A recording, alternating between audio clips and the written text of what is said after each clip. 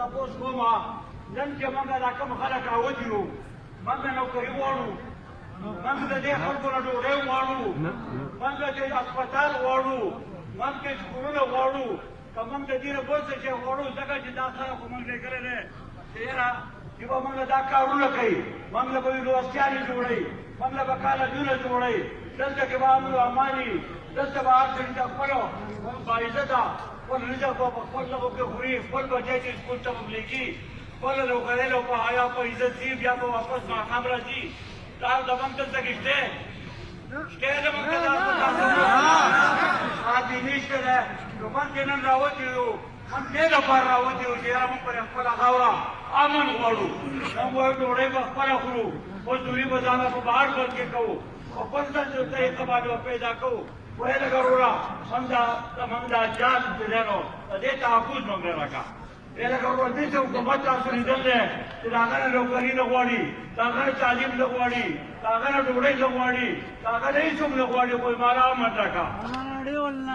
نن دا خلک بیا راوتی دی تاسو لیدلي دي پرون زموږ په پارټۍ کې 8 کسان په یو دماکه کې شهیدان شوي دي بعضې کسان ټارګټ کلیئر شوي دي اوس هم مطلب دا دی چې هغه خپل دغه نه قلم نه دي پرون یې بیا یو ترک ورکړی دی چې موږ به پلانی نه پرېږدو موږ به پلانی نه پرېږدو لکه وروره ته څوک یې دا خلکو ته موږ دی خپل انتظامیې ته دی خپل صوبایي حکومت ته دی خپل مرکزي حکومت ته دا یو سوال کوو چې موږ له امن راکړه موږ په امن غواړو موږ ستا نه نور څه نه غواړو که ته دا هم نشې راکولی نو بیا دا خپل کورسونه واپس وباسه یا موږ پوه او دا خلک موږ پېژنو د دې پلار نیکه موږ پېژنو دې موږ پېژني دا خلک چې دی دې موږ مسلمانان کړي د دې پلار نیکه د موږ کلمه ویله دی نن راځي ماته دا چې کوم حلالېونې کړي دي دا کوم چې پر سکولو کې دماکې کړي دي دا کوم زموږ دا بچي زموږ دا کورونه چې وران کړي دا مسلمانان دي هغه خبرې ختم شوي دي نن د سوات بچی د سوات هر سړی په دې خبره پوهېدلی دی چې دا نه اسلام شته نه مسلماني شته دا د خلکو یو ایجنډه ده او پته نه لګي چې د هغې څه پروګرام دی خو د هغې په وجه به یې په سوات کې که پرګه دا کار کوي که موږ خو چې ګورو په دنیا کې خو چې ښه کارخانه راځي هغه په لاهور کې لګي چې ښه کار په بل څه شی راځي هغه په اسلام آباد کې جوړېږي که ښه سړک جوړېږي هغه هلته جوړېږي نو چې دا اسلام او دا دهشتګردي دومره ښه کار دی دا دې هلته ډوډۍ نه کوي یافته خلک دی ښه مالداره خلک دی ښه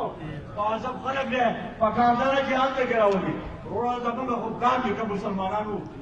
شکر الحمدلله موږ مسلمانان یو د چا نه ځان په اسلام کې کم نه ګڼو موږ پښتانه یو دا ځمکه زموږ ده دا علاقه زموږ ده خو زه افسوس سره دا خبره کوم چې کم خلکو موږ د دې لپاره لېږلي وو چې راځي او موږ له په دغه حکومتونو کې هغه څوک په مرکز کې راځي څوک په صوبه کې راځي او خاص کر د صوبایي حکومت ته وایم ځکه چې امن او امان چې موارد دي دلته د صوبایي حکومت ته نن زما یو ممبر زما سره خواته نشته هغه غریب خلک وو چې دلته کې خلکو وایي چې دا تبدیلۍ برابر راغلي هغه خلک چې هغه موږ د هغو د ډوډۍ چار نه کېدو نن هغه داسې کوم هغه په روپۍ کې پېټونه اچولي هلته ګرځي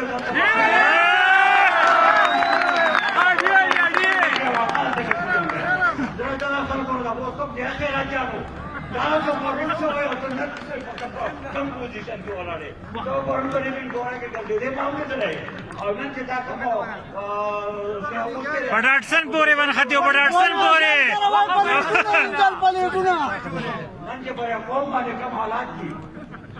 مطلب دا دی چې ته پکار لاره بیا زموږ وزیرانه چې وروره موږ خلک چې راغونډ شي چغه وباسي خلک چې راوځي جلوس وباسي خلک وایي موږ درد نه کوو هغه چا ته کوي هغه وایي زه د خپل وزیرانه زمانه خبر شي زما وزیر زمانه خبر شي زما ممبر زمانه خبر شي چېرې پر یو قوم باندې تکلیف دی پر یو قوم باندې سخته ده نو زه لاړ شم او دې تپوس وکړم دغه خلک خو نور زمانه کور دی دغه شرمېدلي خو نور زمانه کور دي زمونږ چاته څه وباسو موږ به دا خپله امن او خپله خاوره خپله ګټو انشاءالله او انشاءالله او زمونږ چې څه تاوان وشو څه نقصان راورسېدو زمونږ دا لګی چې زمونږ دا صوبایي حکومت او ځکه مرکزي حکومت زمونږ حفاظت په مدغه خود کوي کوم چې په دغه کې ناست دي او کوم چې دا مزې اخلي او کوم چې دا اوبو لګو ټاکرې لګوي بیا زه د خپل انتظامیې ته دا یو درخواست کوم چې دلته کې کمشنر صاحب ناست دی دلته ډي آی جي صاحب ناست دی دلته ایس پي صاحب ناست دی دلته وي سي صاحب ناست دی هغه وروره تاسو چې دلته ناست شئ ستاسو څه ذمہواري جوړېږي که نه جوړېږي که ستاسو نه جوړېږي نو بیا راشئ مګر راوغواړئ وایي زمونږ چار نه کېږي موږ ته دا مسله ده دې کې تاسو زموږ سره ودرېږئ او که نه دا ستاسو ذمہواري ده چې دلته به امن راوړئ که نه راوړئ نو خپلې بسترې والئ او ځئ